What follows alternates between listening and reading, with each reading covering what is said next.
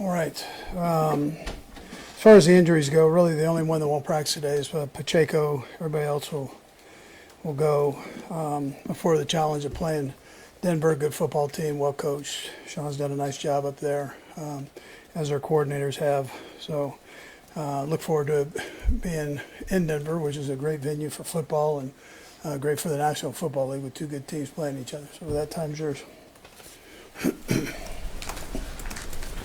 Andy, you referenced this, but you've had some good matchups with Sean Payton in the last few years. Just what makes his teams so difficult to go up against? Yeah, good players, good coaches. You know that they've got good schemes. They're well coached with them, and they play hard. You know, he does a nice job with it.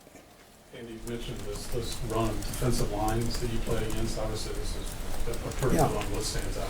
Yeah, that's a good point, because that's really a strength of theirs on the defensive side. They got a good defense, but I mean that D line, it starts with them.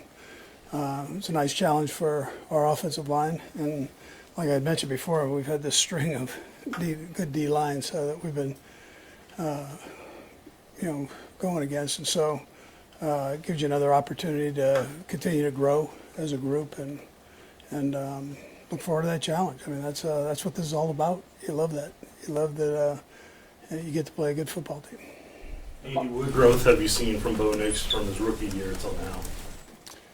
Yeah, he's picking up what Sean's asking him to do, and then executing it and doing a good job with that. And that's a primary responsibility of the quarterback. You're going to be given a scheme, and you got to become a master of it, and then make everybody around you better. And he's done a nice job with that. Coach, on that subject, when you get that second year, you had that early success. He's had some bumps in the road since then. Defenses, how much easier does it get to prepare for him? And now that they've got the tape on him, is that why he's having some struggles now? Yeah, listen, I mean, they kind of all go through a little bit of that, but he's also won games, which ends up being the most important thing, and during tough times. But you see that around the league. You see that with all these guys. Teams have an opportunity to study them. They got up their game, and then they continue to grow. And they grow for a few years, and then they either make it or they don't make it. At that point. So to be able to sustain it for years is quite a tribute to these guys. But he's a young guy that's continuing to see some different curveballs there.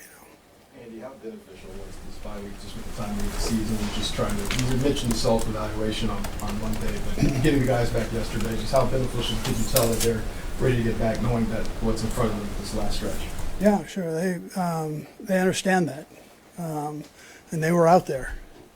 And we can go lock ourselves in the office and do that stuff. They're out there, and they hear everything, so and see everything with the time off. And so they understand. They're focused, locked in, ready to go, ready to get back to work and get better. And that's, as a head coach, that's all you can ask for.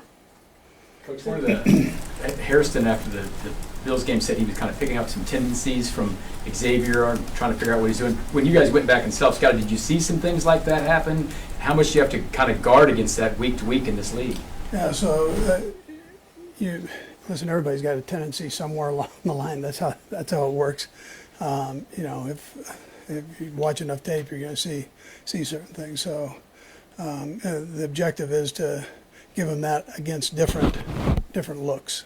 So we look at all that and try to keep track of that, and we ask players to do the same thing. So, and Xavier's a smart kid; he gets all that. But I'm not sure. We'll see. Andy, when you're in the bye week and doing the self-scout, how much do you think you're learning from your successes versus how much you're learning from, say, the Buffalo game? I mean, is it one loom larger? Yeah, what we try to do, and I think with technology now, it's different than it was a few years back. You're able to stay up on that. You've got the Frasers and Marks around the league here, where you've got these guys that kind of keep you abreast of what's going on. What your tendencies are, what you need to work on show in certain spots and down in distances, all that. So they do a pretty good job. So when you go back and you put it all together and look at it, you're kind of fine tuning what you've already gone through. You just have more time to do it. And is it beneficial? Yeah. I mean, you know, the proof is in the pudding. So if we can do better, then it's been a good evaluation period. How much does the challenge of someone like Nick Benito, 15, impact throwing Josh back in the fire? You know, does it impact it at all?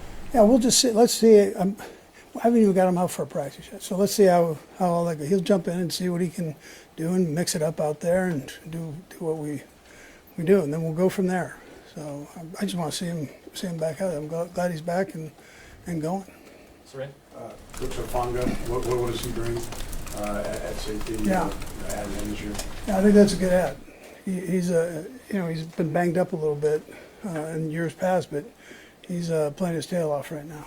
Smart, real smart kid, good leverage guy. So if they ask him to stay in outside leverage, he's going to stay in outside leverage. He's going to discipline it, and then if they ask him to get in the box and blitz and do that dirty work, he's all in there too. So he's a good football player, real good. Coach, with Josh, you mentioned you just want to see him get on the field. What would you hope to see from him the next couple of days that would tell you that he's ready to play on Sunday? Yeah, let's just see what kind of shape he's in. You get back into the football swing, you know. So let's see how he is. You know, I'm sure he's going to be okay, but we'll see. What are the last three, Jesse? Go ahead. Yeah, Andy, a lot of division games coming up. Just how much pride do you take in the consistency to win 9 straight of these in a row, and the work that it takes to be able to accomplish something? Yeah, well, it's important that you spend time on that. And the thing about our division here is it's strong division. The AFC West is tremendously strong, and we're all trying to shoot for the same thing. They're all good teams and they're well coached. Coach, Denver's won a lot of close games throughout this season. Of course, you've been a part of, winning some close games here. How tough is it to play a team that's won, so close to the games like that? Yeah, that's what Serena was saying. I mean, they win. They find a way to win, and so we've been through that. And the way that this league is right now, you got to be able to do that. The parity in this thing is pretty crazy. So, especially in AFC West.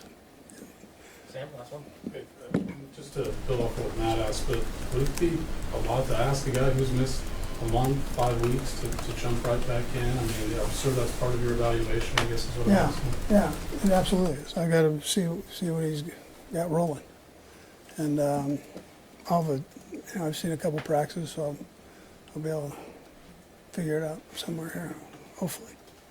Thanks, Coach. All right.